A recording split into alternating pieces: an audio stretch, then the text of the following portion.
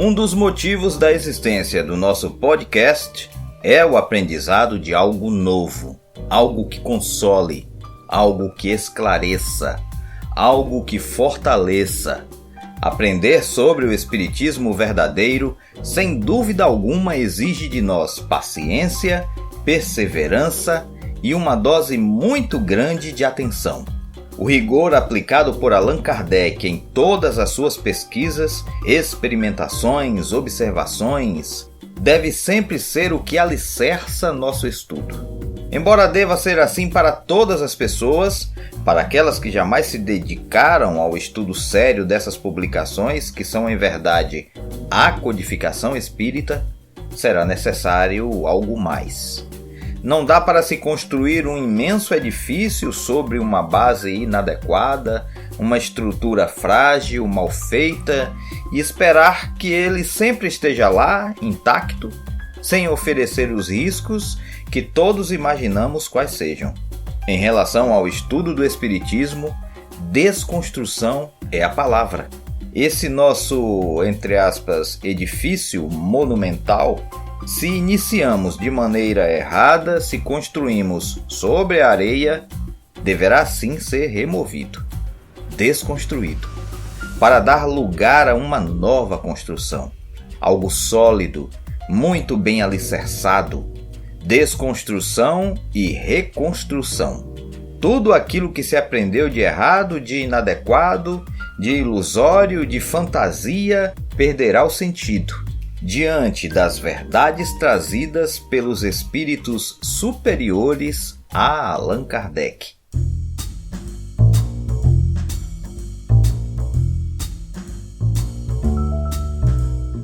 No meio espírita se utiliza muito a citação "nenhuma folha cai de uma árvore se não for pela vontade de Deus". E embora muitos espíritas a repitam, poucos são os que a compreendem ou mesmo a aceitem 100%. Ocorre que quando algo de bom lhes acontece, eles a aplicam tranquilamente. Contudo, se algo lhes acontecer que eles avaliem como sendo ruim, já não aceitam com a mesma tranquilidade e até recorrem à prece numa tentativa desesperada e inútil de mudar a situação que lhes desagrada. Necessidades e conveniências. Eis a questão. No número 664 de O Livro dos Espíritos, encontraremos a preciosa informação: a prece não pode ter por efeito mudar os desígnios de Deus. Embora a orientação esteja ali desde 1857, ainda hoje há espíritas que misturam tanto o que aprenderam nas religiões, como também ensinamentos de espíritos e médiuns alheios à doutrina espírita, com os verdadeiros princípios do espiritismo. Qual o poder da prece, seus limites, para que serve uma oração? Poderemos observar em O Evangelho segundo o Espiritismo, capítulo 5, um esclarecimento feito por Lacordaire. A prece é um apoio para a alma, contudo, não basta. É preciso tenha por base uma fé viva na bondade de Deus. Ele já muitas vezes vos disse que não coloca fardos pesados em ombros fracos. O fardo é proporcionado às forças. Como a recompensa o será a resignação e a coragem. Mais opulenta será a recompensa do que penosa a aflição. Cumpre, porém, merecê-la, e é para isso que a vida se apresenta cheia de tribulações. Ora, definitivamente, não há misticismo algum nestas palavras, apenas a lógica imutável do verdadeiro espiritismo. Aliás, misticismo é algo que o espiritismo não adota. Ainda na mesma obra citada anteriormente, agora no capítulo 17, um espírito protetor dirá: não julgueis, todavia, que, exortando-vos incessantemente à prece e à evocação mental, pretendamos vivais uma vida mística, que vos conserve fora das leis da sociedade, onde estáis condenados a viver.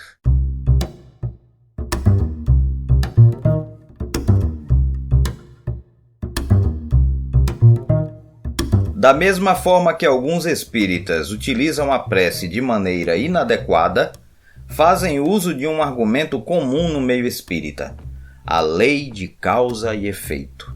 Se algo ruim acontece a alguém, geralmente se diz: é a lei de causa e efeito.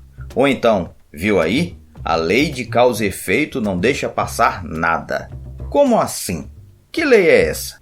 Onde os espíritos superiores a destacaram? Onde o mestre Allan Kardec escreveu sobre ela? Vejamos. No número 4 de O Livro dos Espíritos, Kardec pergunta aos espíritos superiores: onde se pode encontrar a prova da existência de Deus? E tem como início da resposta: num axioma que aplicais às vossas ciências: não há efeito sem causa. Também encontraremos, por exemplo, em O Evangelho segundo o Espiritismo, capítulo 5, por virtude do axioma segundo o qual todo efeito tem uma causa, tais misérias são efeitos que hão de ter uma causa, e, desde que se admita um Deus justo, essa causa também há de ser justa. O que é axioma mesmo? Axioma significa basicamente uma máxima. Mas vejamos, não encontraremos em nenhuma das publicações de Allan Kardec o registro lei de causa e efeito. Pior, no meio espírita convencionou-se afirmar que em relação a causas e efeitos, tudo acontece de forma automática no universo.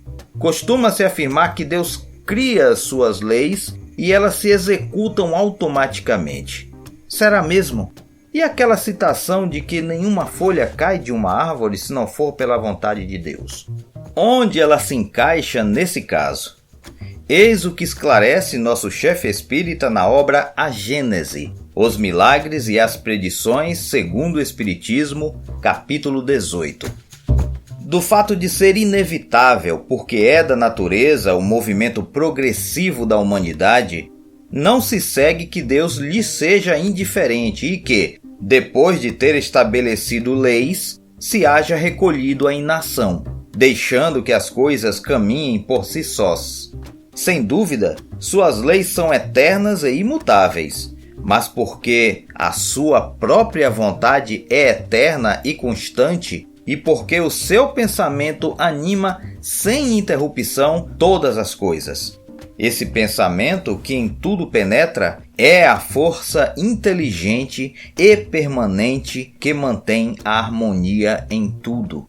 Cessasse ele um só instante de atuar, e o universo seria como um relógio sem pêndulo regulador. Deus, pois, vela incessantemente pela execução de suas leis, e os espíritos que povoam o espaço são seus ministros, encarregados de atender aos pormenores, dentro de atribuições que correspondem ao grau de adiantamento que tenham alcançado. Algo bem diferente do que se é pregado por aí afora, hein?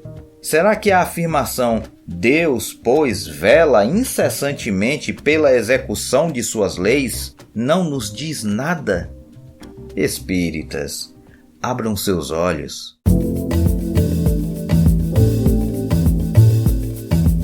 No mais, parece-nos extremamente necessário um pouco mais de entendimento, de compreensão, de reflexão sobre temas como a pena de talião, por exemplo, que sabemos é a lei imutável que Deus nos inflige, e isto se encontra na Revista Espírita, Jornal de Estudos Psicológicos, de junho de 1863, sob o título O Futuro do Espiritismo.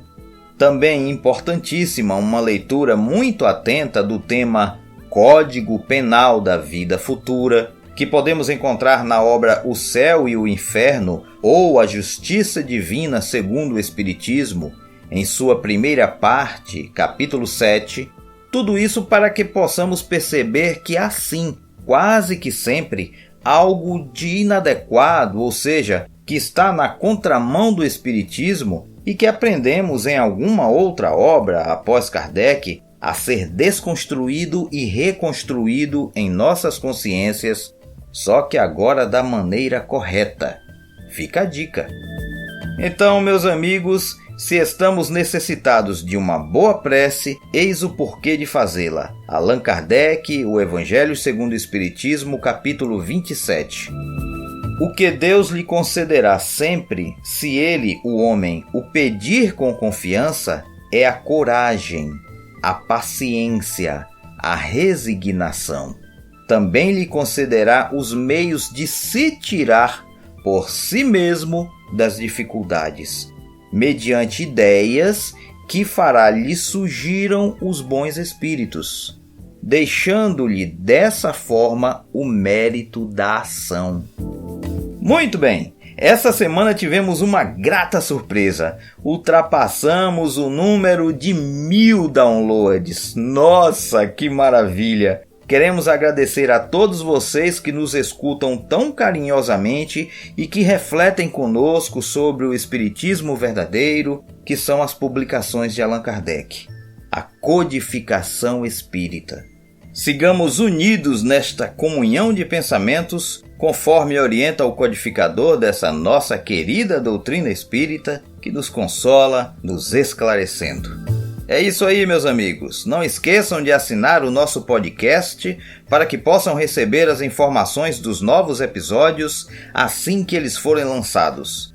Não esqueçam também de compartilhar com seus amigos e familiares em suas redes sociais para que possamos alcançar um número maior de ouvintes e que muito mais pessoas reflitam junto com a gente. Até o próximo episódio. Vem novidade por aí, hein? Aguardem. Grande abraço. KardecCast. O Espiritismo, a vida e você.